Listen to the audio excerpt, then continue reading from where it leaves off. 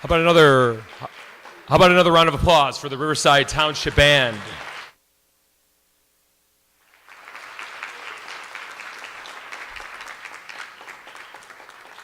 Good evening and welcome to the 17th annual Riverside Township Radio Players Christmas Show.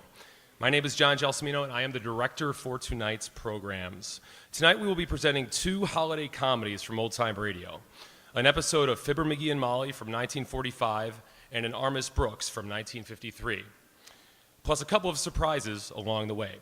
First up tonight we present Fibber, McGEE and Molly. It premiered on NBC in 1935 and continued until 1959. The stars of the program were real-life husband and wife team Jim Jordan and Marion Driscoll. The program also created one of radio's first spin-off series, The Great Gildersleeve. So we go back almost 70 years to December 18th, 1945, in an episode entitled Fibber Paints a Christmas Tree White on Fibber, McGEE and Molly.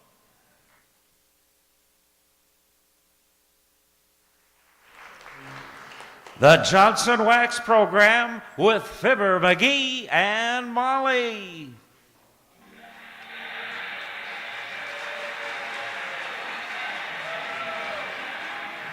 The makers of Johnson Wax products for home and industry present Fibber, McGEE, and Molly, written by Don Quinn and Phil Leslie, with music by the Kingsmen and Billy Mills Orchestra.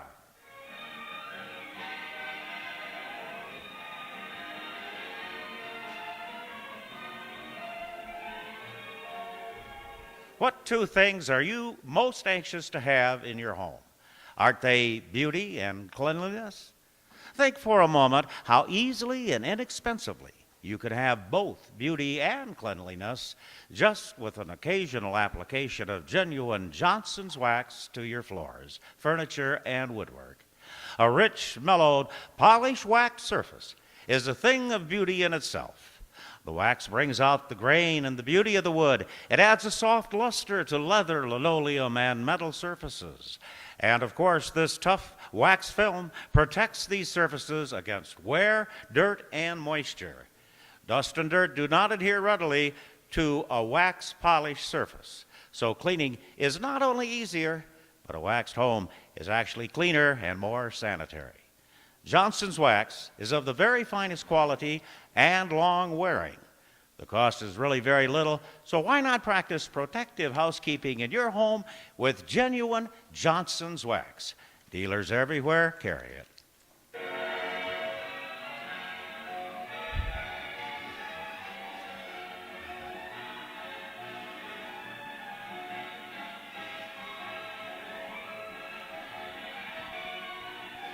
There are certain people who simply won't admit that nature does anything right. They are the kind who gild cattails, paint "Whose little Tootsie are you" on the shells of baby turtles, and clip poodle dogs to look like anemic lions.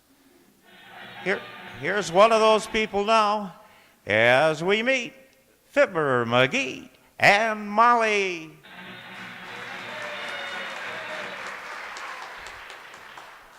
Hey, Fred, how much you gonna charge me to paint these Christmas trees white?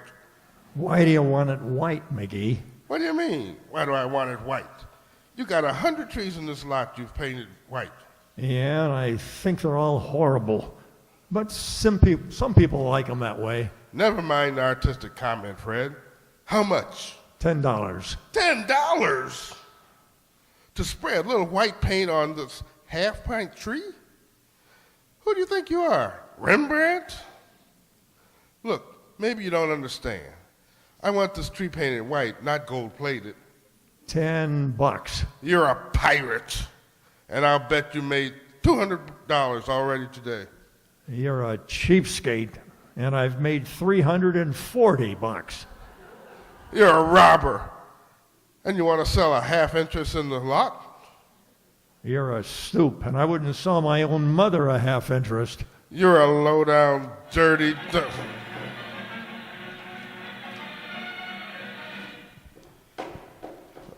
The dirty swindler. $10 to spray a little tree like that white. The rat. Cheating people right and left. Making $400 a day. The chiseler. I don't know whether to report him to the OPA or make him a better offer for the half interest. The low down. What's the matter, McGee, this time? Ah, that guy. Fred Corrigan that runs a Christmas tree lot at 14th and Oak, the dirty pine broker, wanted to charge me $10 to paint our Christmas tree white. That does seem a little high, dearie. But think of the work there is in it, putting all those needles back on after the paint dries. They don't take the needles off. They just spray the tree. Whoosh, whoosh, whoosh. That's all there is to it. Well, if a wishing will make it so, why don't you do it yourself? If it's a $10 job, I can't afford to pay myself that much. Besides, I haven't got a paint spray. So, hey, haven't we got a paint spray attachment on the vacuum cleaner? My gosh, I mean, I can have that tree painted white before you can say, doesn't that look awful? Oh, now, McGee, please. I realize we need the house painted, but not on the inside. Let's leave the tree green. You'll love white one. It's a modern thing. Nobody uses green trees anymore. They're outmoded. You don't say. Well, tell me, Salvador, what color snow are people using this year? Chartreuse? No kidding, Molly. White Christmas trees are all the rage. Oh, they must be. They throw me into one. Oh, look, sweetheart, just put the tree up and trim it. I love a green Christmas tree. Don't you, Alice? Don't I what, Mrs. McGee? Look, Molly, I'll put it to Alice fair and square and let her give an opinion. Here's the preposition, kid. If you were gonna have a Christmas tree, which would you rather have? A dusty, drab, dirty, old green one? Or a bright, snappy, glistening white one? Which, Alice? Mistletoe. Mistletoe! What an answer. Cheapers. Don't you like to hang a little bouquet of mistletoe, Mr. McGee? Oh, he's too shy, Alice. I am not shy. But what good is mistletoe? Catch somebody under it, and it's either somebody you can kiss anyway, like your wife, or you get a slap in the chops before you can point up to it. Mistletoe. That's just poison ivy with berries. Oh, we'll put some up, Alice, and you'll see who manages to spend most of his time loitering around beneath it. But honestly, dear, do you like a white Christmas tree? I like 'em all, Mrs. McGee. I don't care if they're purple. Gertrude always has a white one, though, and she likes 'em. Who's Gertrude? We know her? She's the girl who always rides past here in the cream-colored Cadillac and honks her horns. Oh, I see. Well, him himself here used to go with a man who owned the stud spare cat's niece. Yeah, but I gave her up for an old guy with a broken-down Maxwell's daughter. But honestly now, Alice, don't you really prefer a white Christmas tree? I got awfully tired of them, Mr. McGee. When I was a little girl, my father gave us kids some little tiny paintbrushes and told us to paint the Christmas trees white. Oh, heavenly days. It must have taken you children a long time to paint a tree with little brushes. How long did it take you? Oh, we never did get finished, but it kept us off the streets till we were 18 years old. Well, I gotta go, wrap some presents. See you later. Bright kid. How that lovely golden hair can grow out of that solid bone, I'll never know. Oh, she's awfully sweet, though, McGee. There isn't a mean thought in Alice's head. Nor any other kind. Well, this ain't getting my tree sprayed.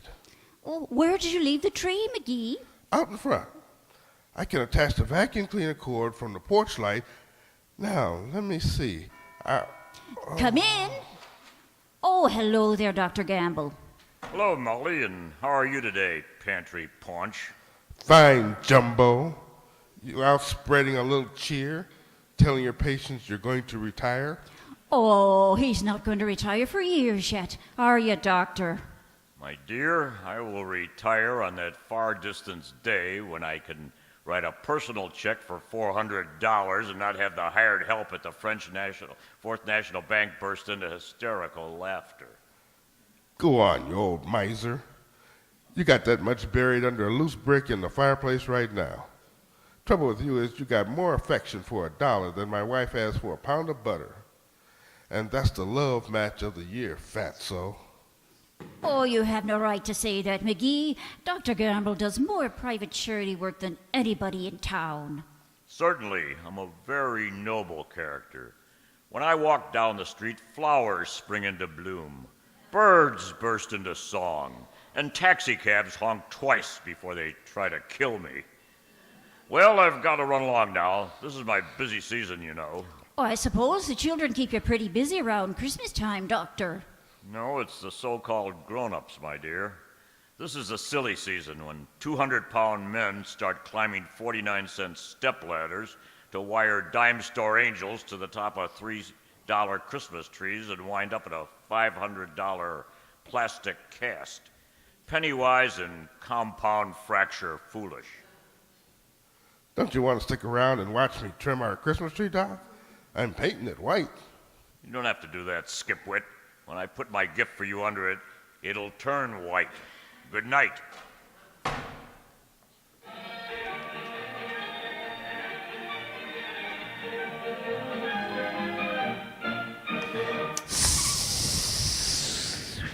Ah, this doggone thing clogs up like a sentimental woman at a sad movie. What seems to be the matter, dearie? This paint spray goes along all right for a minute, then it chokes up, and when it does loose again, it throws a blob of paint that would knock Dr. IQ out of the balcony. Oh, well, pound it on the porch steps. Maybe that'll loosen it up. Okay, I will. Oh, now try it. Okay.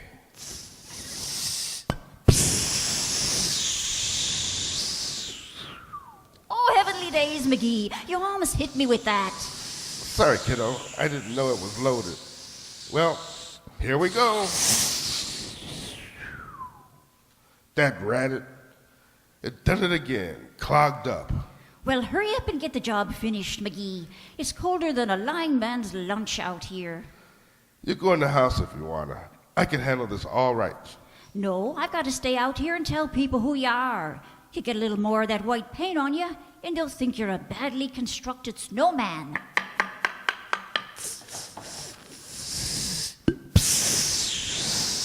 Ah, that does it. I'll have this tree sprayed before you can...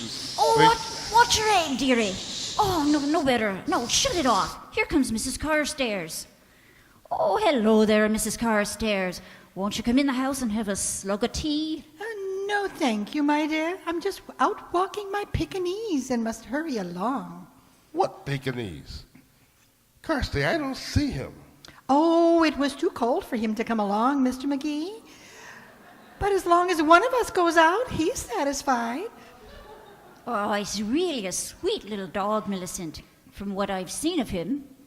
Personally, I wouldn't have one of them four-legged dust mops as a gift. Give me a man-sized dog. I ever tell you about the hunting dog I had once, Kirsty? Named Durante. Durante? Yeah, what a nose that dog had. Never forget, one time we were walking through the woods, me and my dog, pipe over my shoulder, gun in my mouth. What was that again? Gun over my shoulder, pipe in my mouth. When all of a sudden Durante freezes. He's on point, nose quivering, tail out like a ramrod, 1 foot in the air.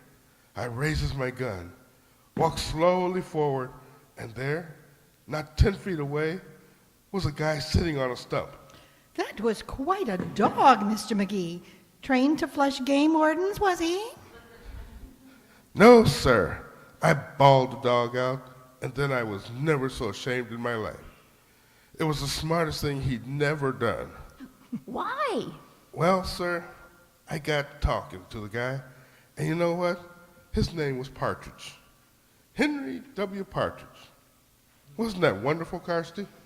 No, I don't think that's so remarkable, Mr. McGee, in light of what a police dog of mine once did. And what was that, Millicent?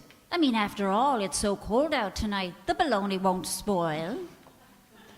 Well, this dog of ours was extremely intelligent.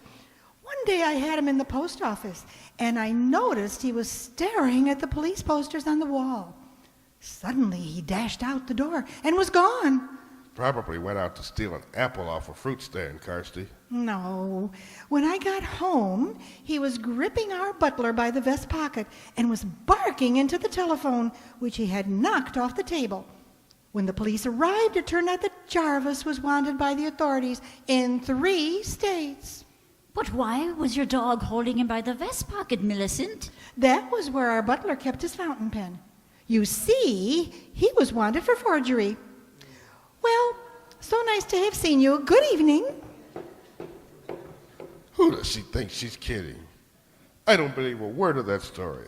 I'll bet she just made that up. Oh, never mind, dearie. Get busy with that paint before it freezes solid. Gee, it might at that. Well, back to work. There she blows! Oh, stopped up again, McGee. Yeah, the doggone thing. And I only got about a third of this tree sprayed. Maybe if...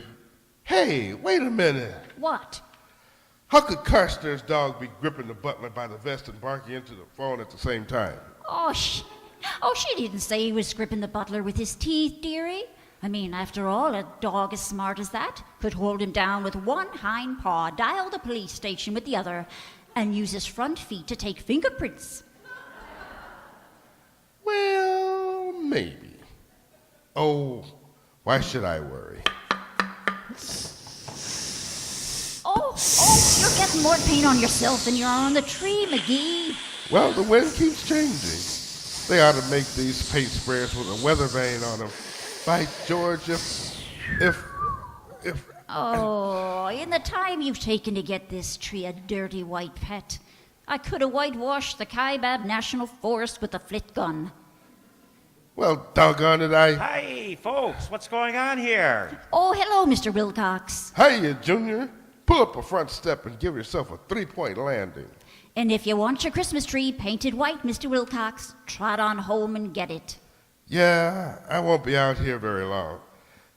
Junie, as soon as I adjust the nozzle on this paint spray, I'll be going... Hey, Mac, you mean to stand there like a front man for a painter's colic and tell me you're actually going to ruin that pretty little tree with white paint? Ruining that refugee from the forest primeval, despoiling a magnificent evergreen Oh, tree. skip the dramatics, Junior. We know you memorized Evangeline in high school. And you played the heavy in the Chautauqua Company of Rebecca of Sunnybrook Farm, too. Didn't you, Mr. Wilcox? The juvenile lead, if you please. I also had 3 seasons of Shakespeare. A likely story. When you play Shakespeare, son, that's when Othello needs a friend. Everyone in Omaha said I was another Barrymore. When I came out in my white tights and said, "Oh, what a rogue and peasant slave am I." You can say that again. Oh, hush, McGee. I love Shakespeare. Go on, Mr. Wilcox. Is it not monstrous that this player here, seeing a lady forced to menial task and seeing such drudgery, would then dispense a thing called Johnson's glow coat? Forsooth, a goodly fluid which spread upon the scullery linoleum would thus eliminate the scrub. No rub, no buff. Just pour it on, and in 1/3 the time it takes for the hourglass to turn, it dries. If Shakespeare ain't in the public domain, this 2-bit Orson Welles is going to be sued for $9 million. Ah, yes. It dries so mirror-like it gleams. The porridge spilled, wiped off, leaves not a single spot. The labor saved, the hours gained, the beauty seen. 'Tis glow coat, beloved by charlatan and serving wench alike. Your nearest dealer... Oh, wait a minute, Mr. Wilcox. Is that in Hamlet? My dear girl, it's in every Hamlet. every village, every town, city, and metropolis, every place where a housewife takes pride in the appearance of her kitchen. And if I don't get back to the office in the next 10 minutes, I'll find myself back in Chautauqua. So long, kids. There goes the biggest ham I've seen since Blue Boy went to the state fair. He better be careful or he'll wind up on a platter with an apple in his mouth. But this ain't getting my tree sprayed. This is the best it's been yet. Look how white the tree is getting, Molly. Well, there's one question I'd like to ask you, McGee. Now, are you sure Don't about... bother me now, kiddo. I'm going too good. Hot dog. Ain't that getting beautiful? I finally got the spray gun working perfect. I know, but look, McGee, I've been wanting to ask you about this. You know... Later, Tootsie. I'm just about finished. There we are, all done. And believe me, that's the whitest Christmas tree you'll ever see. Now, won't you admit this is a mighty perfect effect, baby? Yes, if you like that sort of thing. Well, I'll go in the house and make some hot coffee, dearie. McGee? Oh, McGee? Let's see.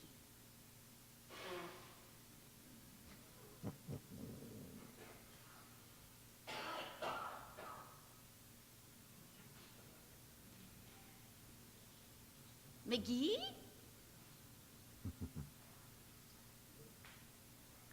Oh, McGee?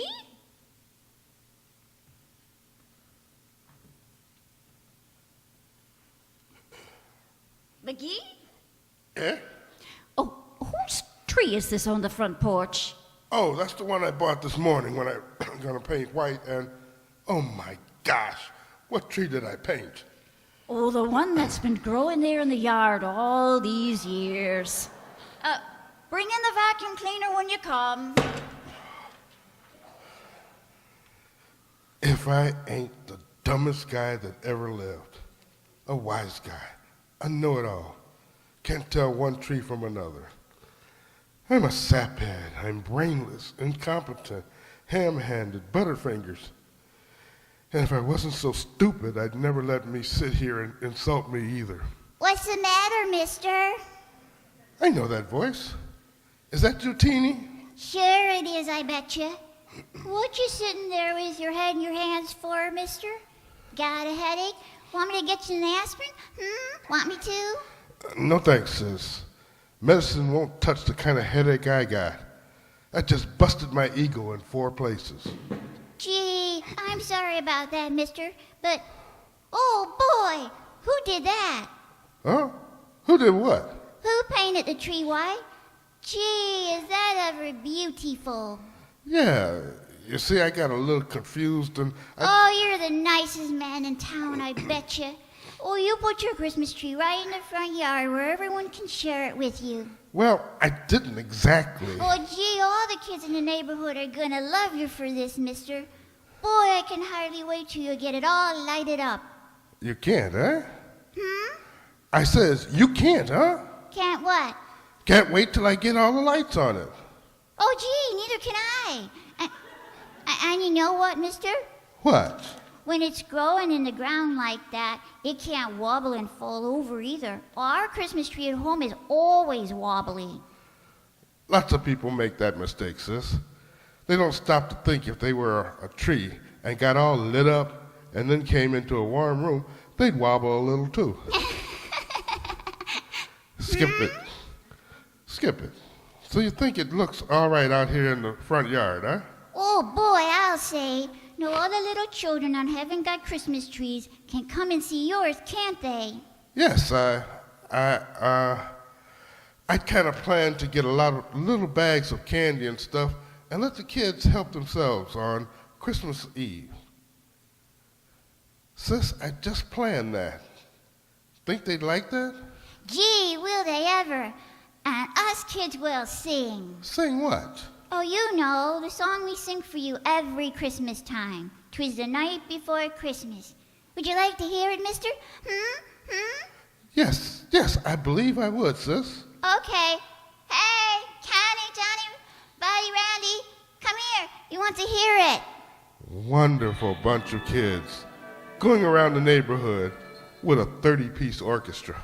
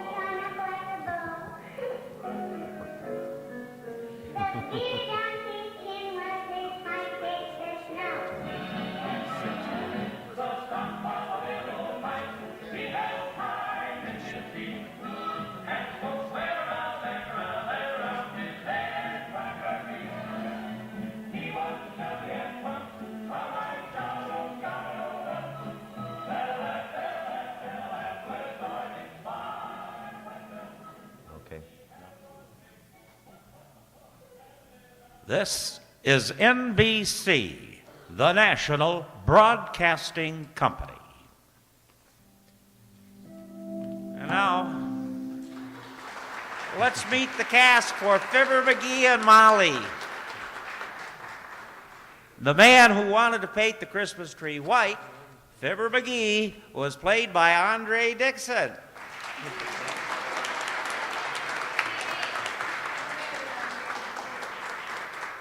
His wonderful wife, Molly, and Teeny were played by Donna Amesmeyer.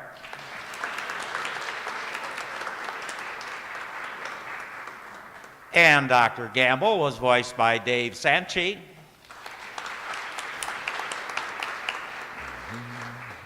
Mrs. Carstairs was played by Ellie Babka.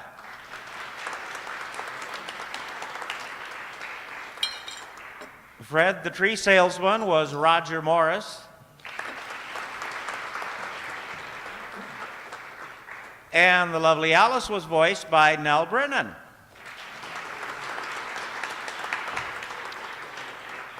And serving as the announcer Wilcox, I am Bob Dolan.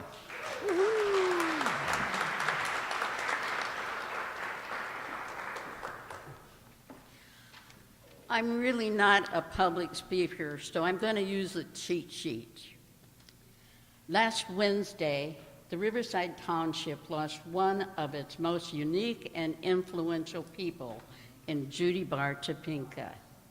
But many do not know Judy as a special, giving person.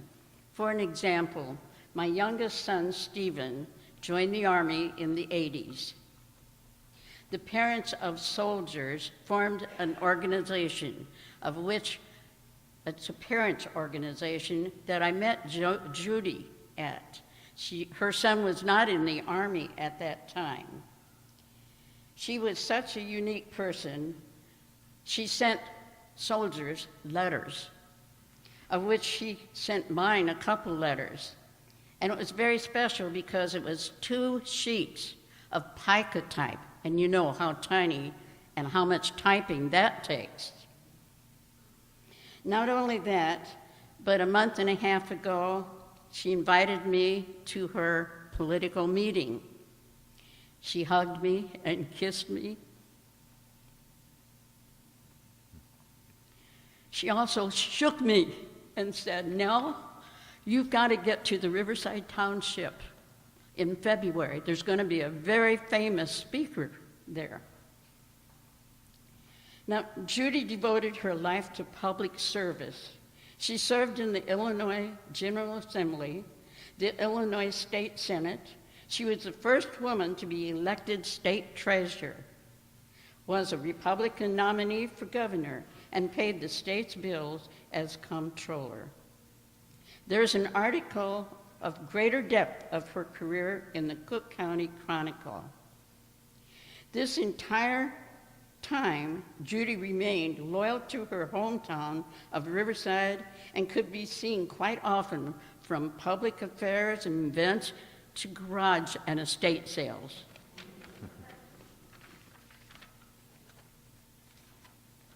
Some of you may even remember during a short break in her political life, Judy was a cast member in the Riverside Township Radio Players. In 2008, Judy played 2 roles on this stage as part of our group. She had a lot of fun with it, but public service was her calling, and the following year, she began her campaign for comptroller. Judy was one of a kind in many ways, but in a state where politics is often given a bad name. Judy maintained her humility, honesty, and ethics throughout an honorable life in public service. Judy became a role model to many, especially women, who desire to serve. She never forgot where she came from and never forgot who she was. So please, won't you join me in a moment of silence to honor and remember a former Riverside Township radio player and a dedicated public service servant, Judy Bar Topinka.